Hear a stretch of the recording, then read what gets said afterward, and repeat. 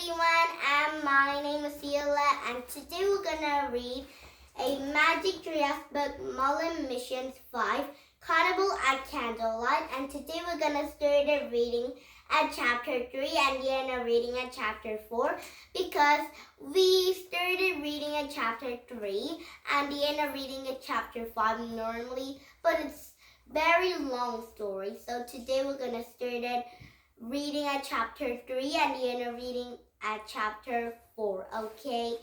Now, are you ready to read this one book with a lot of stories? And now here we go. Now first you can read The Magic Tree of Merlin Missions 5, Carnival at Candlelight. Chapter 3, The Grand Lady of the Langan. The gondola glides to the landing at the edge of the canal. The gondola tilted of the boat, water was sloshing from the canal onto the wide walkway filled with a carnival goers. The gondola reached the gloved hand to Annie and helped her out of the boat. Then he held out the hand to Jack. When Jack grabbed it, he was surprised that the gondola hand felt small under the white glove, like a kid's hand. As soon Jack could step it out of the boat, the gondola onto the rope, pushing off from the landing and began to rowing away. Bye, thanks, called Annie. The two strangers in the white bird mask waved, and Jack and Annie watched the gondola disappear to the choppy waters, and they all looked back at the shore. The carnival cruise was parading up and down in the sideway to the canal. Hey, look, said Annie. There was a bunch of the people dressed like us, and like two people in our gondola. And Jack saw a lot of black cloaks, bird masks, funny hats, and ruffled colors. So also I saw people dressed like chickens and parrots and nuts. None of the costume looked like sea, mind the water spilling over the edge of the canal, soaking their boots and slippers. They all have took there to a crowd. A distance began to ring. A bell rang 9 times. I guess that means it's 9 o'clock, said Jack. Just then another bell began to trim. Jack counted again. This time 10 chimes rang around. 10, said Jack. Paused. So what time is it? 9 o'clock or 10 o'clock? Don't worry about it now, said Annie. I think I see the Grand Lady of the Langan. Where? Said Jack. And he pointed to the tall woman at the edge of the parade. And she was wearing a black mask. She wore a purse of jewelry, a white wig, and a white hoop skirt. Jack and Annie moved toward the lady. Excuse me, said Annie. Hi. The lady looked at Annie. Hello, she said in a deep man voice. Wow, said Jack, stepping back. Annie laughed. You're a man, she said. Of course, said the man.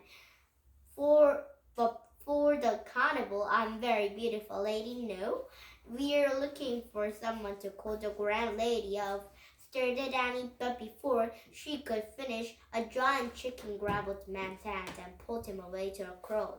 Oh, brother, said Jack, looking around.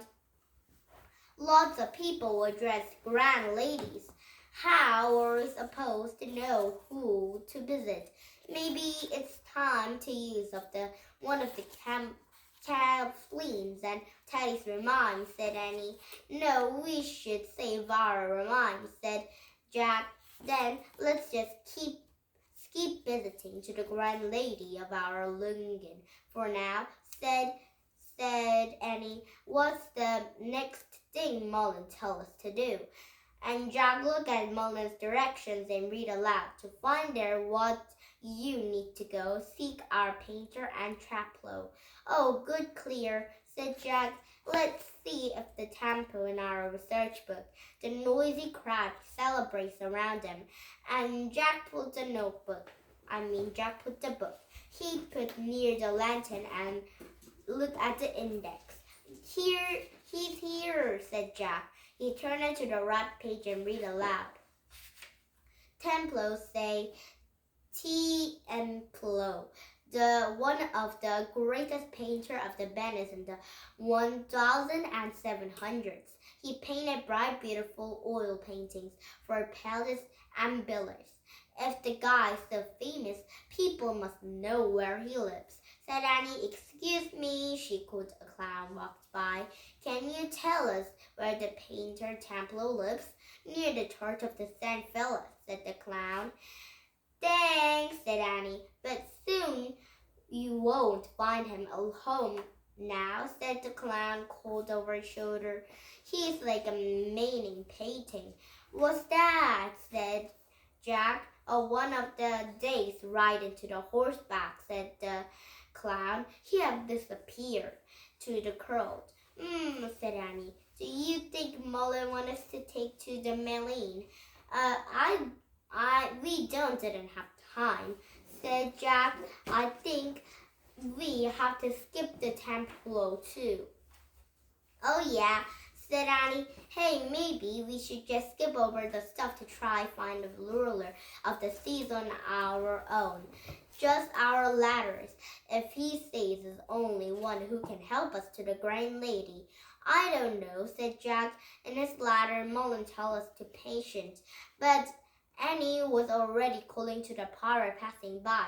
Sir, do you know where we can find the ruler of seas? What? Shouted pirate. The ruler, do you know where he lives? said Annie. In the palace of the St. Mark's Square, said the pirate. Where's that? said Annie. But the pirate had disappeared to the crowd. I'll look up the St. Mark's Square, said Jack. He turned up the pages on their book until he came up to the map of Venice. Oh, good, he said, and Jack loved the maps. Okay, let's see, Jack said. We're here. He pointed to the walkway along the canal of the map. Was he going to the St. Mark's Square? He pointed to another palace of the map. It's really close. Oh yeah, it looks like everyone else in there headed there too, said Annie. Come on. So if you go this way, said Jack. He traced our route of the finger. Come on, Jack, said Annie. She looked it up from the map, and Annie was already walking through the crowd. Jack closed the book and hurried after her. Soon they had come to the huge open square. Wow, Jack said breathlessly. The St. Mark's Square is filled with a candlelight and the magicians, acrobats, and paladins of the 12 troops. Boxers and boxed into the kings, knights fastened all swords. Clowns walked through the tall suits and raised the wheelbarrows and tried to catch lips' ears, their mouths, and all around the square was candle of the buildings. Venice is beautiful, said Annie. Yeah, said Jack. He looked back at the book. He found an illustration of the St. Mark's Square. Jack read aloud directions of their buildings. Watchtower of the St. Mark's Square is the tallest building of the Venice. The water band of the top was helped the sailors by showing them which way to the wind is blowing. And Jack looked up. I can barely see a weather band come here, he said, but I think he is pointing to the north, so the wind must have blowing from the south. What about the ruler's place? Where is that? said Jack. Said Annie. Jack read on. The clock tower in one of the most beautiful towers in the world.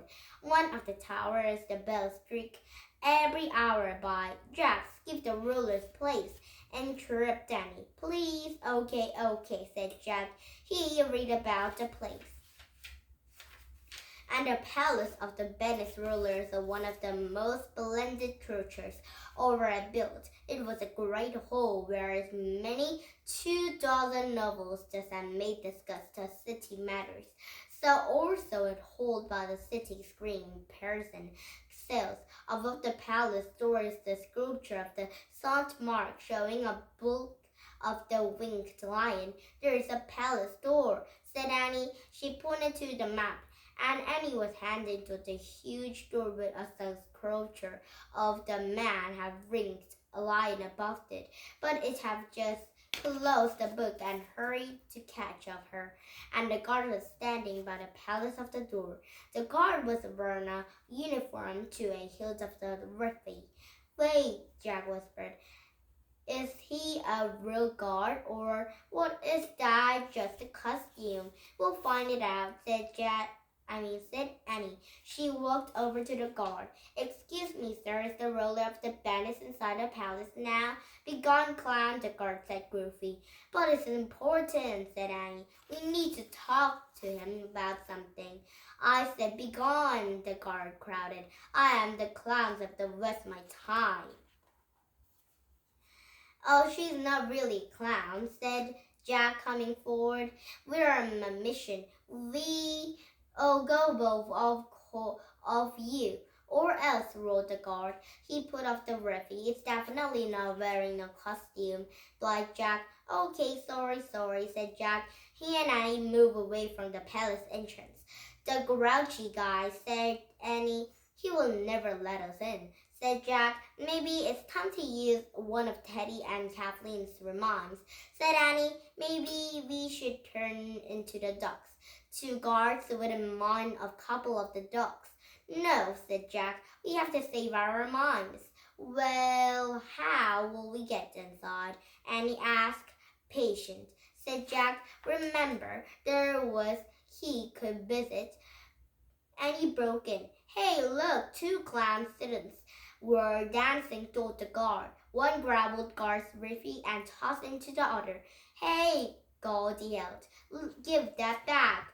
Now's our chance, said Annie. Quick, she ran to the entrance of the slip through the door. Oh no, oh man, said Jack. While the guards chased after two clones of the suits, Jack rushed the doorway to the palace and slipped inside too. Now, chapter 4 reads, now there are